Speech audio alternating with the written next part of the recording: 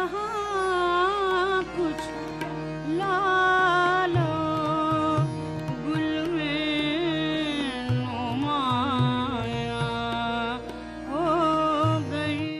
नाज़रीन आदाब, डीडी उर्दू के ख़ास प्रोग्राम शेर सुखन में आपका इस्तकबाल है। मैं हूं आपका मेज़बान सलमान सईद। शेर सुखन ने आज इंतखाब किया है एक ऐसे शायर का जिसने संस्कृत से मुंसलिक रहते हुए उर्दू शेर व अदब की खिदमत को अंजाम दिया। ये नाम है अंबर बहराइची का। आज के इस एपिसोड में हम अंबर बहराइची पे बात करेंगे, उनकी हयात व खिदमत पे बात करेंगे और उनकी गज़लों को मौसीकी की धुनों पे सुनेंगे। नाजरीन, अंबर बहराइची का असल नाम मोहम्मद इदरीस था और उनकी पैदाइश सन 1949 में बहराइच में हुई और उन्होंने अपना तखल्लुस अंबर रखा। उनके वालिद साहब भी शायर थे, उनका नाम जमील अहमद जमील था।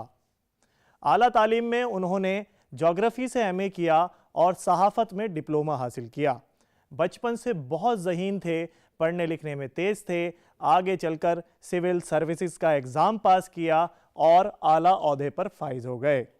नाजरीन, आइए अंबर बहराइची पर मज़ीद जानकारी के लिए एक्सपर्ट को सुनते हैं। अंबर बहराइची जी का तो साहित्यिक नाम अंबर बहराइची था, लेकिन वो मोहम्मद इदरीस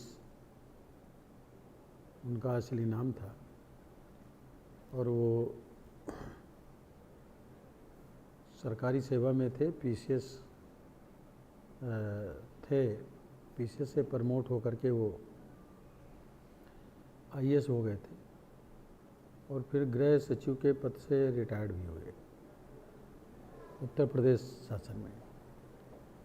जहाँ तक अंबर जी का एक बहुत सरल स्वभाव के इंसान थे और हमेशा मुस्कुराते रहना, गुस्सा उनको मैंने कभी देखा नहीं उनके चेहरे पर। उनके अंदर एक इमोशनल व्यक्ति थे वो, जिसकी वजह से वो जो तमाम चीज़ें लिखते थे, मैं समझ रहा हूँ कि उनको पद्मश्री उससे सम्मानित भी हुए। साहित्य अकादमी के वो भी रहे, उर्दू के कन्वीनर भी रहे और कई भाषाओं का उनको अच्छा ज्ञान था, संस्कृत, उर्दू, हिंदी और अंग्रेजी, और अच्छे ट्रांसलेटर थे। तमाम लोग उनसे तमाम भाषाओं में इस तरह के ट्रांसलेट करा ले जाते थे। बहुत अच्छा ज्ञान था अंबर बहराइची जी को।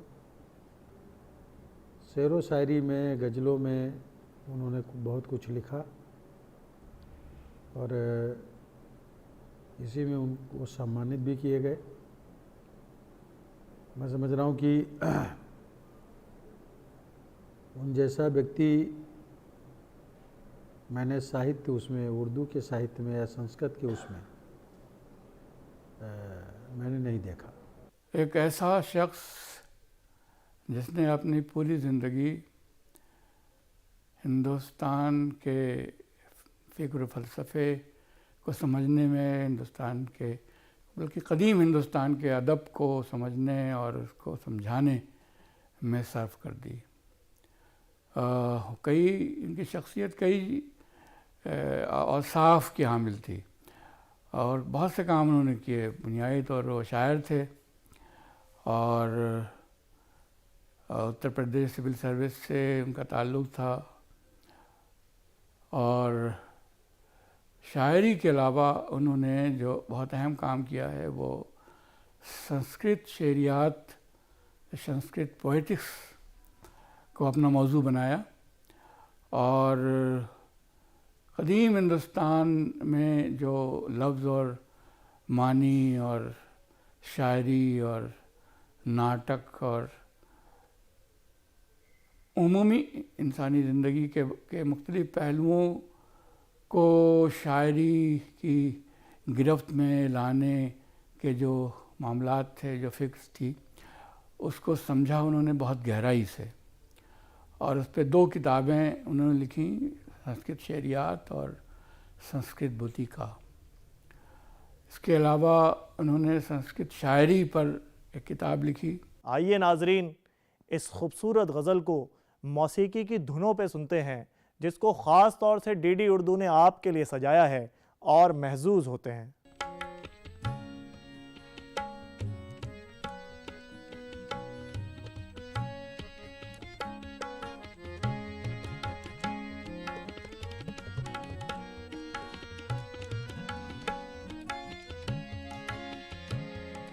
गीली मिट्टी हाथ में लेकर बैठा हूँ, गीली मिट्टी हाथ में लेकर बैठा हूँ, ज़हन में एक धुंधले पैकर से उलझा हूँ, गीली मिट्टी हाथ में लेकर बैठा हूँ, गीली मिट्टी।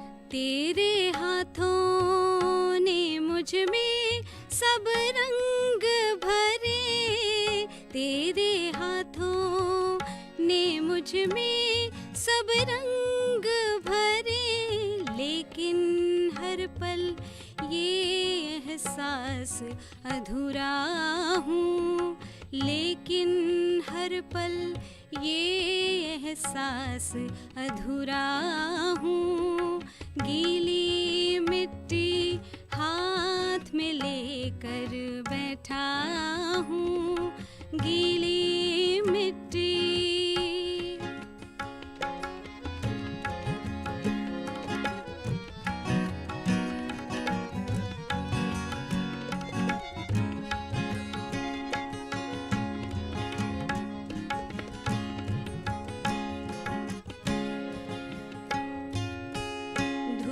कभी चमकेगी इस उम्मीद पे मैं, धूप कभी चमकेगी इस उम्मीद पे मैं, बर्फ के दरिया में सदियों से लेटा हूँ, बर्फ के दरिया से सदियों से लेटा हूँ, गीली मिट्टी हाथ में लेकर बैठा हूँ, गीली मिट्टी।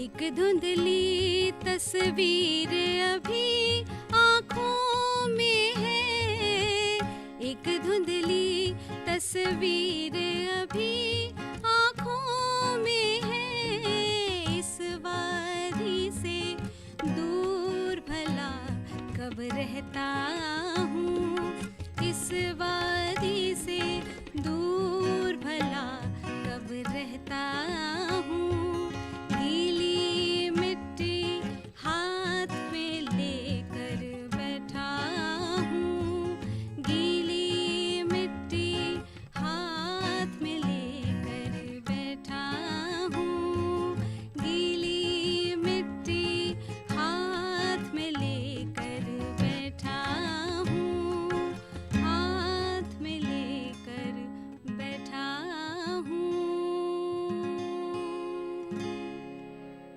गोल्डी मीट मटन मसाले, जो आपके हाथ का मटन खाए जिंदगी भर आपका हो जाए। जहाँ जाए रिश्ते बनाए गोल्डी मसाले। जलते हुए जंगल से गुजरना था हमें भी, फिर बर्फ़ के सहरा में ठहरना था हमें भी। नाजरीन, अंबर बहराइची की शायरी में गुलो बुलबुल है, इश्क व मोहब्बत है, रुखसारो काकुल है, लेकिन इसके साथ साथ वो ज़माने के मसाइल को बखूबी बरतते हैं। उनके यहाँ जदीद और क्लासिकी शायरी के उन्सुर ख़ास तौर से नज़र आते हैं। जाहिर है वो कई भाषाओं से मुंसलिक थे, इसलिए उनके यहाँ शायरी में जो ज़बान नज़र आती है उसका भी अपना एक मखसूस रंग है जो लोगों के जहनों को अपनी तरफ मबसूल करती है। शायरी में उनकी इब्तिदा हुई थी नात गोई से, और वो तरन्नुम में नातें पढ़ते थे, नातिया मुशायरों में शिरकत करते थे। तो उस वक़्त तो उनसे हमारा ताल्लुक़ नहीं था। बाद में जब उनसे ताल्लुक़ हुआ तो वो शायरी नज़्मों की और गज़लों की वो एक बहुत ही नया उन्होंने एक लहजा और नया माहौल दिया था अपनी शायरी को। ख़ास तौर पे वो देहात की जो फ़ज़ा है और एक हम जिसे कहते हैं कि एक देही हकीकत पसंदी, वो उनके यहाँ नज़्मों में और गज़लों में दोनों में अपने अपने तौर पर उसको इजहार मिला था। तो वो एक जो माबादु तबीयाती एक फ़ज़ा गज़ल में होती है और जो एक ख़ास किस्म की शायरियत और जो किनाया से फ़ायदा उठाकर जो शेर कह जाते हैं, उसके मुकाबले में इन्होंने एक नई किस्म की हकीकत पसंदी का को राह दी अपनी शायरी में। और उनके उन्वान जो ख़ास जिस पर उनको साहित्य अकादमी अवार्ड मिला था, सूखी टहनी पर हरियल, तो ये एक ख़ास तरह का एक नया शहरी आहंग जो आम इंसानी ज़िंदगी या हिंदुस्तान की आम ज़िंदगी, ख़ास तौर पे देही ज़िंदगी के जो पैकर हैं, जो इमेजेस हैं, उनको उन्होंने अपनी शायरी में बरता और एक बिल्कुल नया लहजा उसको दिया। तो कई किताबें उन्होंने शाया की। सूखी टहनी पर हरियल नज़मों का मजमुआ था, खाली सीपियों का इस्तिराब, ये भी नज़मों का मजमुआ था। इसके अलावा रूप अनूप, इसमें एक मज़हबी शायरी थी, हमद और नात की, और सलाम वगैरह। इसके अलावा उन्होंने दूब के नाम से नज़मों का एक मजमुआ शाया किया। तो इस तरह से शायरी बहुत की उन्होंने और अपनी एक अलग शनाख्त बनाई। उस अलग शनाख्त को तस्लीम भी किया गया और उसे एक इजाफ़े के तौर पे कबूल किया गया हमारी शायरी में। आइए नाजरीन, इस खूबसूरत गज़ल को मौसीकी की धुनों पे सुनते हैं, जिसको ख़ास तौर से डीडी उर्दू ने आपके लिए सजाया है, और महजूज़ होते हैं।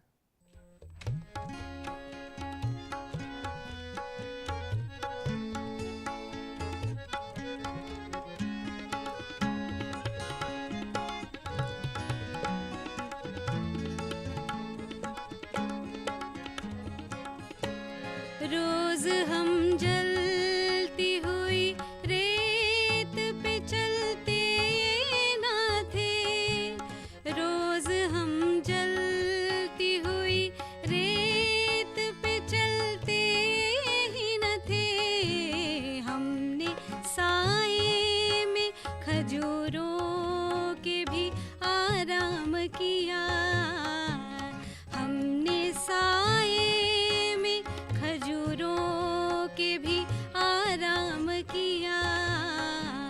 आज फिर धूप की शिद्दत ने बड़ा काम किया, आज फिर धूप की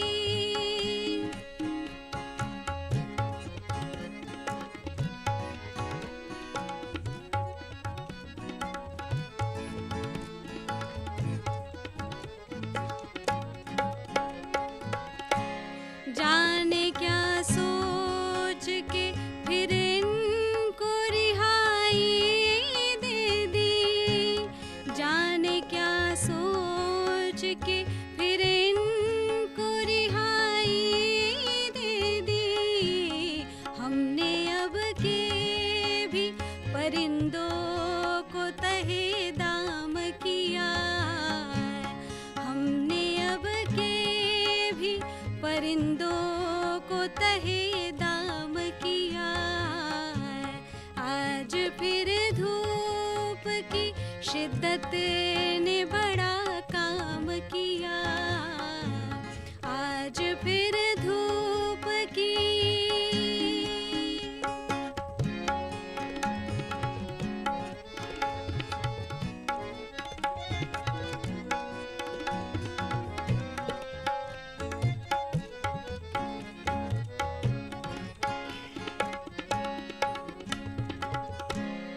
खत्म होगी ये कड़ी धूप भी अंबर देखो, खत्म होगी ये कड़ी धूप भी अंबर देखो। एक कोहसार को मौसम ने गुलंदाम किया, एक कोहसार को मौसम ने गुलंदाम किया। आज फिर धूप की शिद्दत ने बड़ा काम किया, आज फिर धूप की शिद्दत ने बड़ा काम किया, आज फिर धूप की, आज फिर धूप की।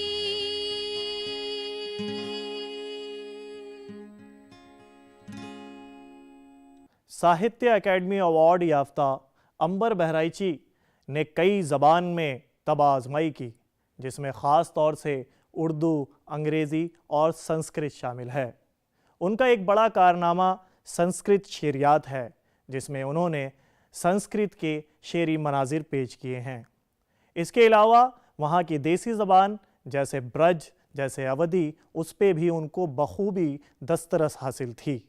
उनकी इन तमाम खिदमात के लिए उन्हें हिंदुस्तान में और हिंदुस्तान से बाहर बहुत से इनामात और एजाज़ात से नवाजा गया। आखिर रिटायर होने के बाद वो लखनऊ में मुस्तकिल तौर पर मुकीम हो गए।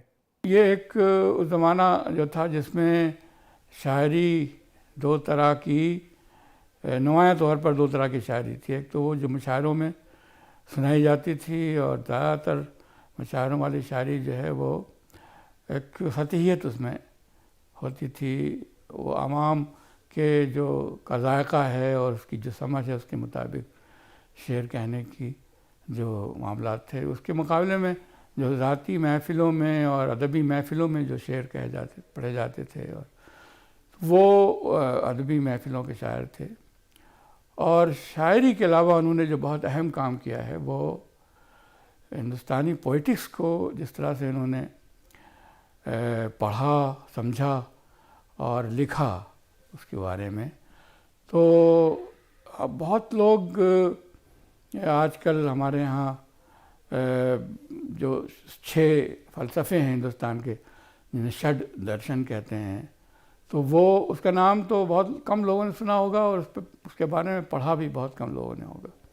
और उसके अलावा जो नाट्य शास्त्र है, रस सिद्धांत है, और जो ये जो काव्य शास्त्र के जो बहसें हैं, लफ्ज़ मानी की और ज़बान के इस्तेमाल की, और ख़ास तौर पे जो काव्य शास्त्री हमारे में आनंद वर्धन हैं, मम्मट हैं, भामा हैं, कुंतक हैं, इनके जो नज़रियात थे, इनको अंबर साहब ने सिर्फ तर्जुमे से नहीं पढ़ा, मतलब अंग्रेज़ी या किसी दूसरी ज़बान से, संस्कृत बहुत अच्छी जानते थे वो, और बराह रास्त संस्कृत से उन्होंने पढ़ा। और 6 जो फ़िलासफ़ी फ़िज़िकल सिस्टम से उनको पढ़ा, और ये सारे लोगों को और सारी जो पोइटिक्स की बहसें थी बुनियादी, उनको पढ़ के फिर उर्दू में उनको जिस तरह से उन्होंने पेश किया है, वो एक बहुत बड़ा कारनामा है। और आज तो बहुत कम लोग हैं जो अपने आप को ही भूले हुए हैं। तो अंबर साहब को भूल जाना कोई बहुत बड़ी बात नहीं है, लेकिन जो लोग जानते हैं उनको, वो उनके कंट्रीब्यूशन से वाकिफ़ हैं। और उन्होंने जो काम किया संस्कृत शरियात को बयान करने में और उसके बारे में लिखने में, तो उन्होंने अपना मकाम उन लोगों के दरमियान कायम किया जिन जैसे रस खान और जायसी और अब्दुल रहीम खान खाना और इस तरह के लोग, रसलीन, जिन्होंने शायरी में हिंदुस्तानी अदब को, हिंदुस्तानी मिजाज को, हिंदुस्तानी जो एक ख़याल है उसको अपने आप जज़्ब किया अपने वजूद में। तो इन बड़े लोगों के दरमियान मैं शुमार करता हूँ अंबर बहराइची के काम को, और मुझे यकीन है कि वक्त के साथ जब भी कभी किसी को तौफीक होगी तो वो समझ जाएगा कि अंबर साहब क्या थे और उनको किस तरह से समझा जाना चाहिए और पढ़ा जाना चाहिए। गर्दिश का एक लम्हा यूं बेबाक हुआ, गर्दिश का एक लम्हा यूं बेबाक हुआ, सोने चांदी का हर मंजर खाक हुआ। आइए नाजरीन, इस फ़लसफ़ियाना कलाम को मौसीकी की धुनों पे सुनते हैं और महजूज होते हैं।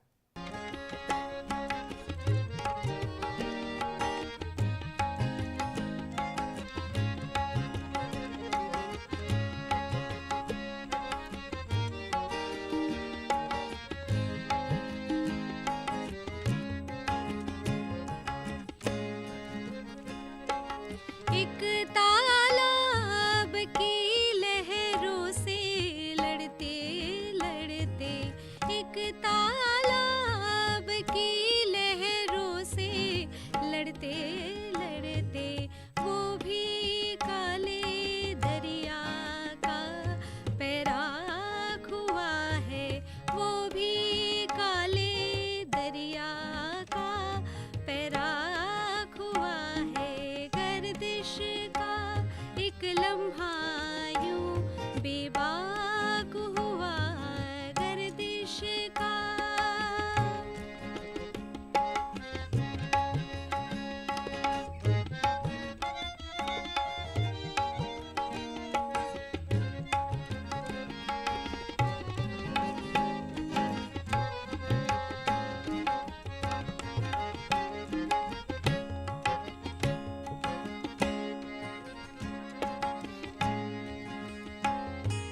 चंद सुहाने मंजर कुछ कड़वी यादें, चंद सुहाने मंजर कुछ कड़वी यादें, आखिर अंबर का भी किस्सा पाक हुआ, आखिर अंबर का भी किस्सा पाक हुआ।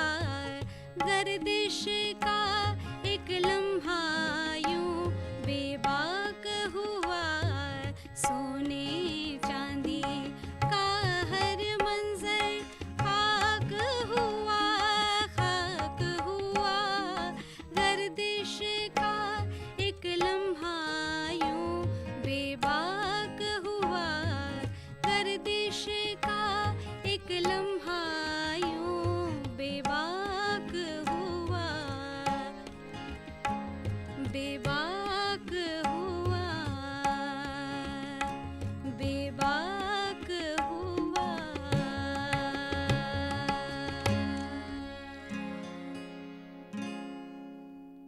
नाजरीन, आज के इस एपिसोड में हमने अंबर बहराइची की हयात व खिदमात पे बात की और उनकी गज़लों को मौसीकी की धुनों पे सुना। मुझे उम्मीद है आज का ये एपिसोड आपको बेहद पसंद आएगा। अपनी कीमती राय से नवाजते रहें और अपने मेज़बान सलमान सईद को इजाज़त दें। खुदा हाफिज़।